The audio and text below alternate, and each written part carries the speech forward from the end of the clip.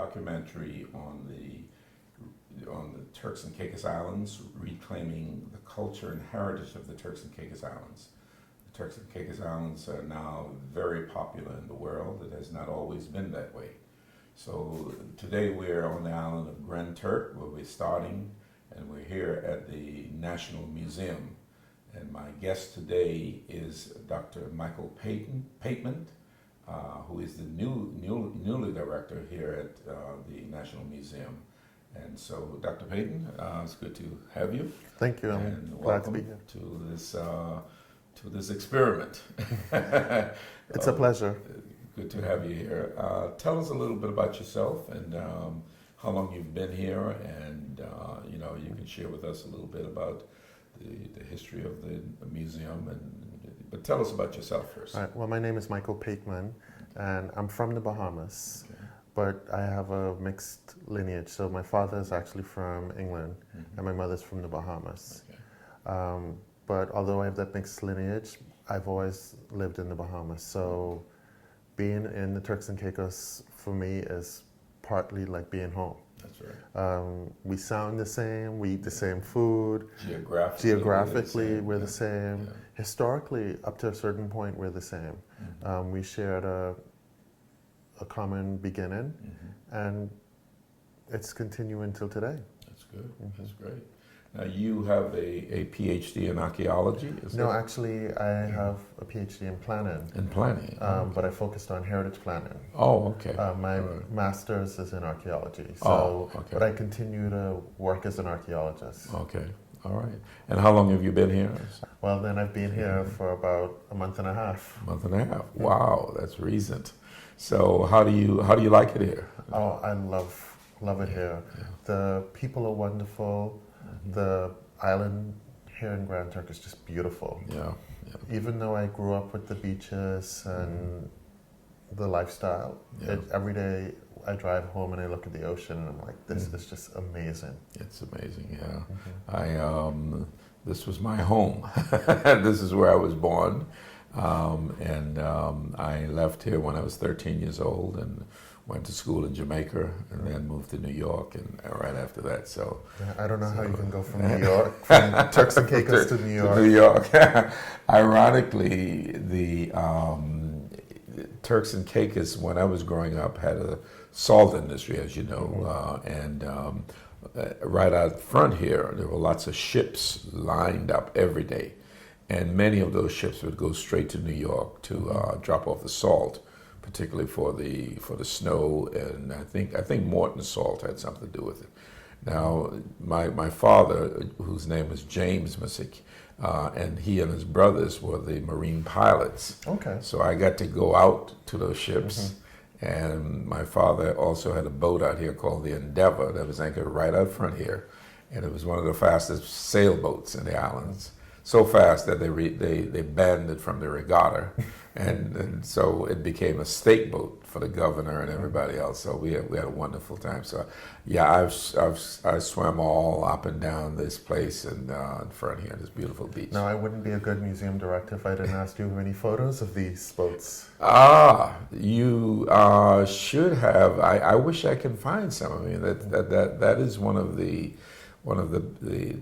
bad things about it is that we did not keep some of them. I believe that I know they exist.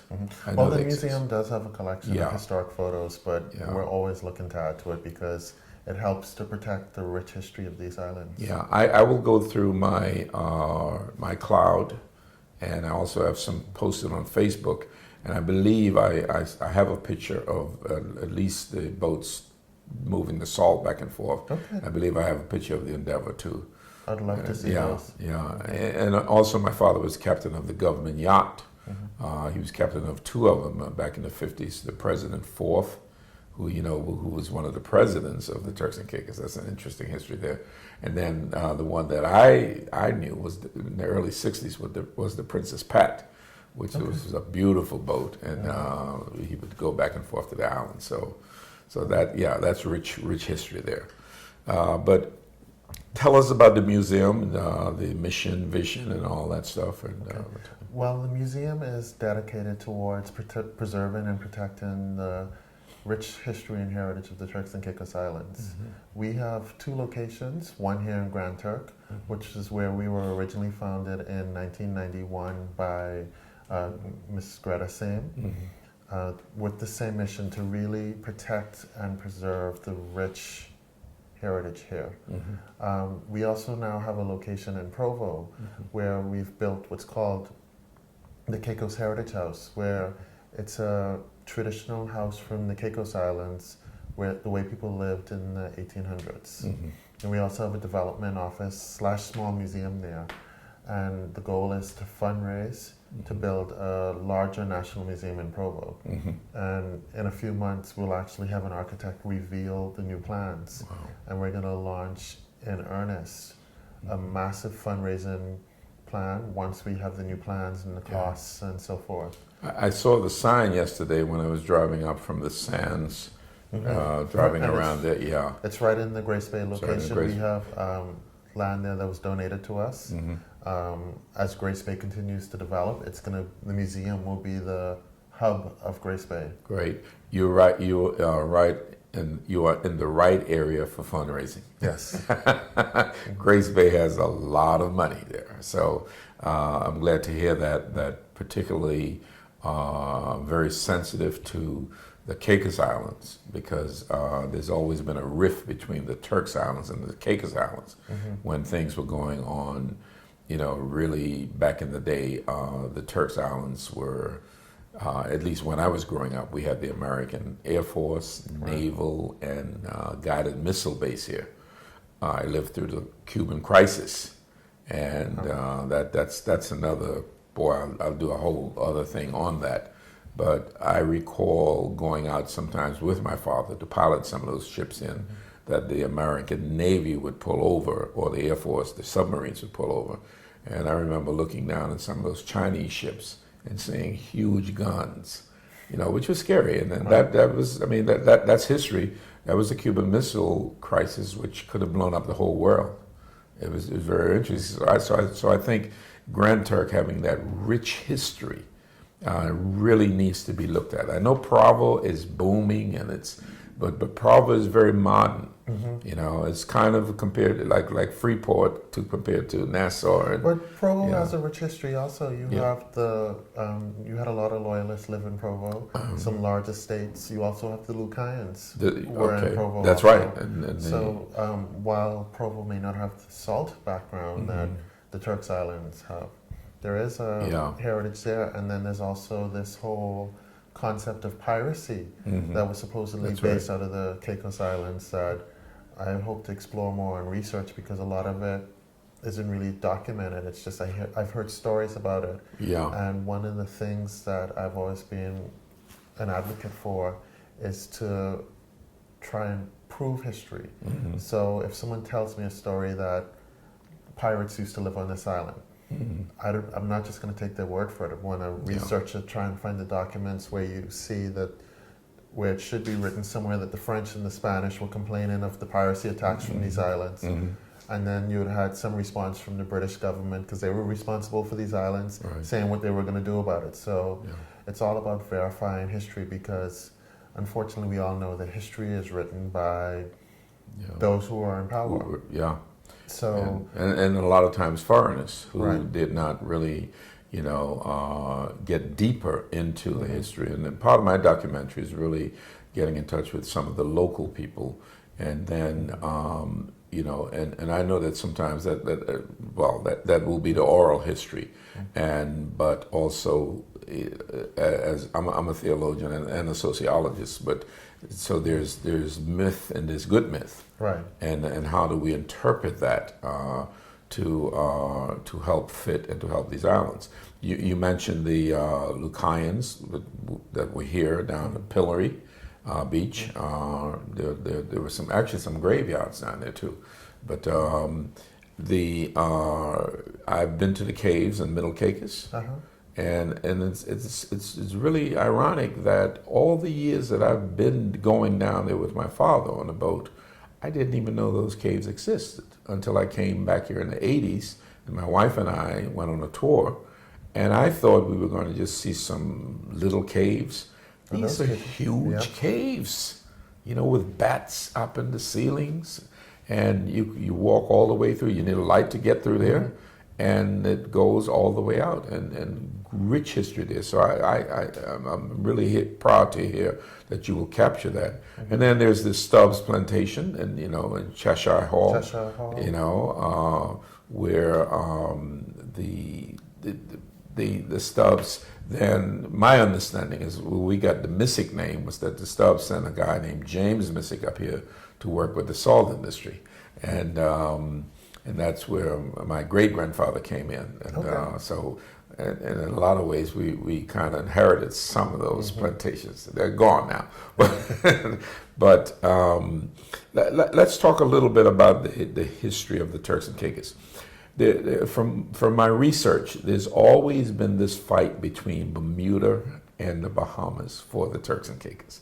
Could you elaborate a little bit about that? Well, from the research that I've done, the Turks and Caicos I should say the Turks Islands were originally settled by Bermudans who were exploiting the islands for salt. Salt was an incredibly important resource. White gold, they call it. Hey, I'm speaking with Mr. Alton Higgs. Yeah. Mr. Higgs, I'm Dr. Glenn Missick, and I'm trying to do a documentary on Turks and Caicos Islanders. And it's a pleasure to be here with you today. And so what was it like growing up in Laramus? Laramus. Well then,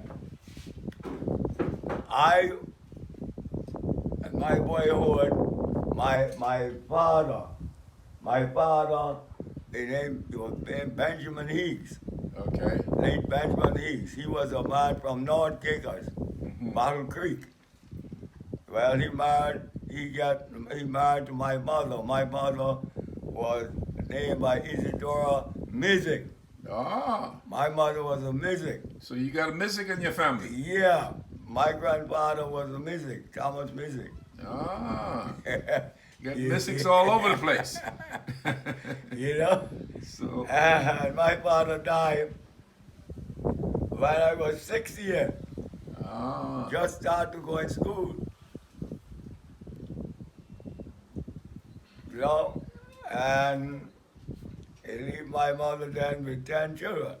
Wow. And time was very hard.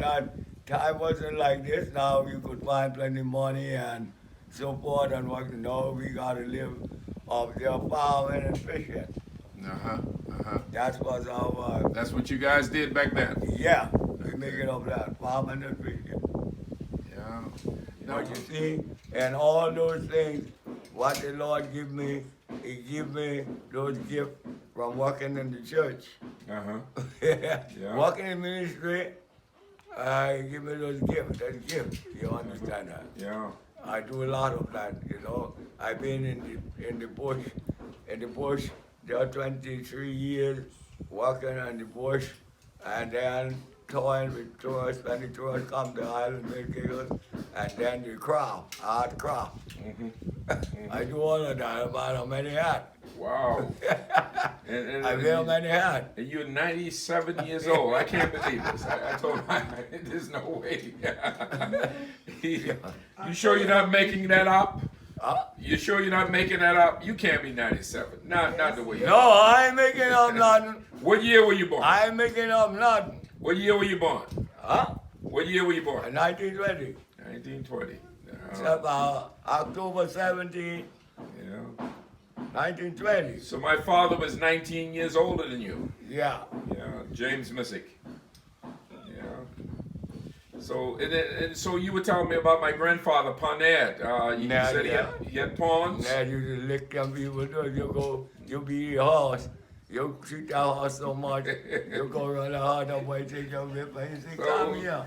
Come here, man. You know I get it lick you in your skin. I Then bring that time had more the thing. And, he had the most money, most the money. He got money. He had a lot of money back then. Yeah, money. Yeah, at that time. His, Yeah, man, on the back of it. his It's boat all was called the pawn. Pawn Hook, right? Pawn, man. Yeah. Pawn hook. Pawn Hook, All yeah. the way, man. That big, Yeah. man. Yeah. Same music. And you remember the Princess Pat? Ah, The Princess Pat. My father was captain of the Princess Pat and the President yeah. Fourth. Yeah. Not the president, yeah, the President Yeah, Fourth I too. know all of that. Yeah. In the Dava. Yeah, his boat The was the pilot Endeavor. Yeah, that was our Endeavour, personal Endeavour, boat, the yeah. Endeavor. They will call about down Drum Point down and took that ship. Yeah. Run my ship too, that's all the ship. Yeah. Chop Island. Wow. I know a lot of that, man. Oh boy. You did. It's wonderful. Yeah. Yeah. Well, you know, this is what we have to do. We have Only a little hard here. a That's lot all. of hearing. That's all. But he have all the tell you sense. something, I tell you back. Yeah. I tell you back. Christ, boy. I You're go, alert. Yeah. if you want to get anyone want to get the data from me, and you sit down and you decide to get some data for me to write a book, man, I could write a book. I could give you the data Yeah. for the island. Well, you know what I'm gonna do? I'm gonna talk to the director. They have a new director of the museum, and I'm gonna tell him to come out here and talk to you. Okay? Because you need to. We need to have people like you that you know, on memory. That we can, and what I'm doing now, I'm doing is documenting this so that years from now, people will know that there was an Elton Higgs who existed, born in Laramus, where my great grandmother Martha Williams was born. You know, and you know, and she, and you know, Ma Williams, that was her niece, who had all those children for the white man, for the Aswoods. You know, they all Laramus people. I know, Mom. Yeah. Dog. Yeah. Ma You Williams. talk, Yeah. I read New York when you talk, all them talk, you talk, I know that. And my oldest aunt Dora Moore. Did you Dora know? Moore, you were Dora Music. Dora Missick. Yeah. Yeah. Before he Moore, and he was Dora Green before Dora he Green. Moore. She had 3 husbands. Yeah, he's married to my uncle, Father, Oh, okay. Patrick Green. Patrick Green. Dora Yeah. Green. Okay. Yeah. He was from Lawrence. Yeah, Wow. Papa was very good to kind of. Oh man. Now Dora was born in Laramus, or was she born in Grand Turk? I don't know, I can't tell you that. Yeah, that was way back. Yeah, I know. She way was back. the oldest child. But I know Yeah. he was a large and Come back married to get that Patrick book. Green. Get the book and let's But I can't tell you where he was born. Yeah. And all of those Beatrice and Beate B, all of them. Yeah. People. Tell me a little bit about the Outons. The Outons are from Laramus too, right? Yeah. Richie Outon and all of them. Richie Were they? Outon. They were from Laramus. Richie had this place going himself. And all the dead, he ain't got any name now. What He had all about? of right now. But his family was from Laramus, though, right? Yeah.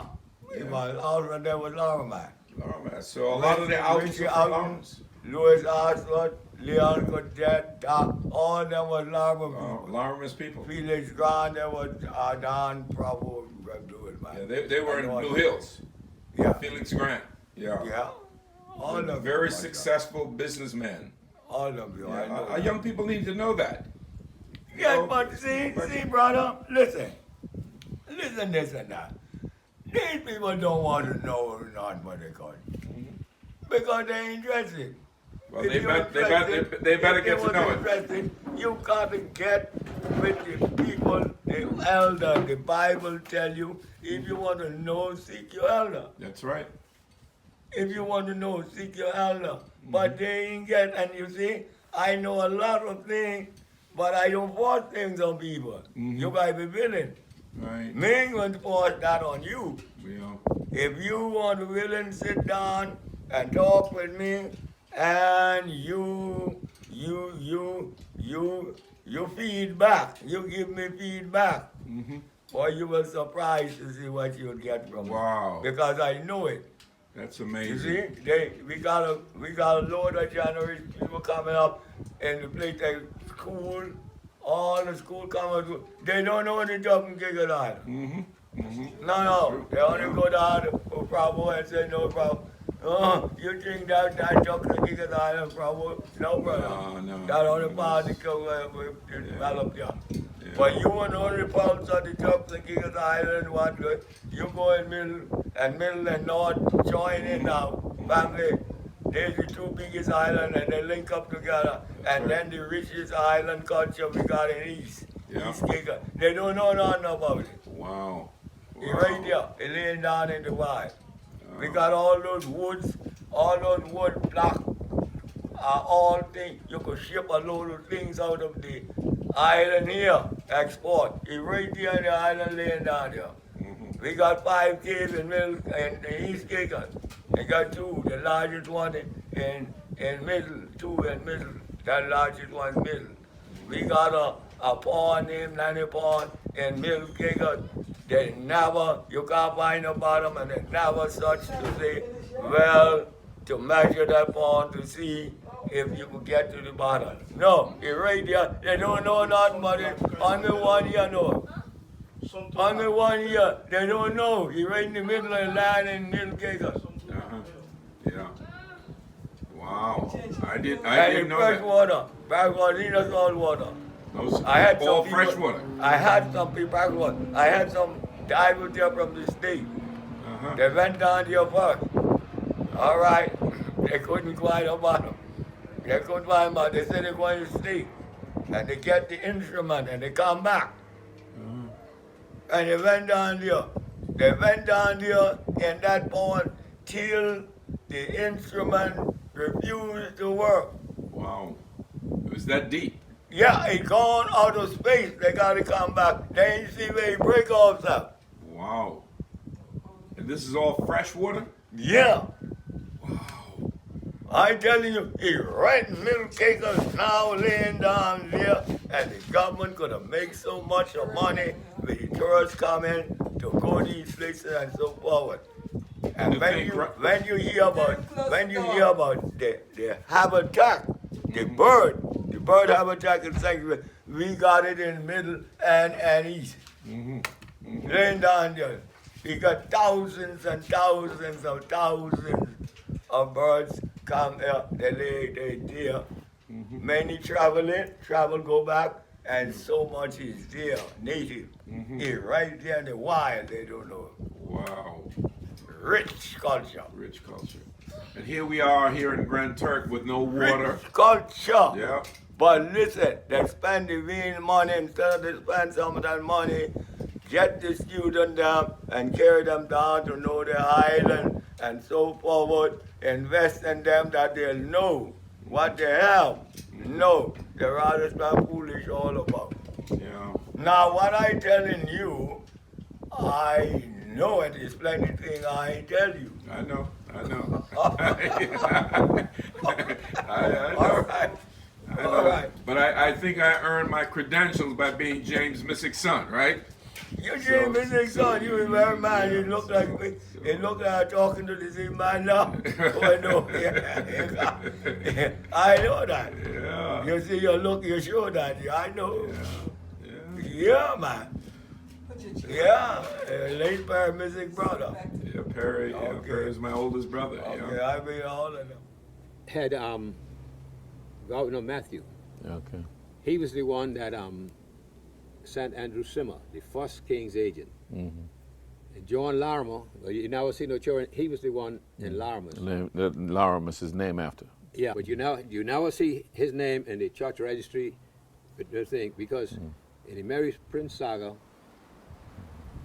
this is where Christmas or Marson was first discovered, Grand Turk, and it had to be written in a Bahamian newspaper because on December 1811, Christmas Day 1811, this Methodist priest, Reverend Dawson, he came to Grand Turk and he said, "It pains my heart on the most precious day, our Lord's birthday, to see the way the Negroes carried on and dancing till night." Yeah, I read that. Yeah. Now you know, and they only got that from some books I got from Nassau. Yeah. I bought them. They must have done thief all them anyhow. And they said that Nassau took ripsaw music and all of that, and Junkanoo, and No, turned into the. it was the first place it was observed is Grand Turk. This thing, and now this way John Larimer, he's the king's agent. You know, he must have come up, you know, because all these African slaves, they are naked and stuff. He had his own Rose, his girlfriend Rose. Yeah. So the minister say, but you can't do something with this precious holy day. They here dancing and drinking. You know they could have get the monkey bag from Haiti then, because Haiti had an independence in 1804. So this 1811. Mm-hmm. So he said, I can't. You know, this is the only day to get off. Christmas Day. Christmas Day. Yeah. So, Glenn, we got a beautiful history. I can connect this island to the whole world. Yeah. Yeah. The only man that had 2 queens, Carmelita and Lolita. Yeah, that's right. That's right. Two right. of your daughters were Miss Turks and Caicos. Yeah, and, Yeah. and Loki was the first one to right.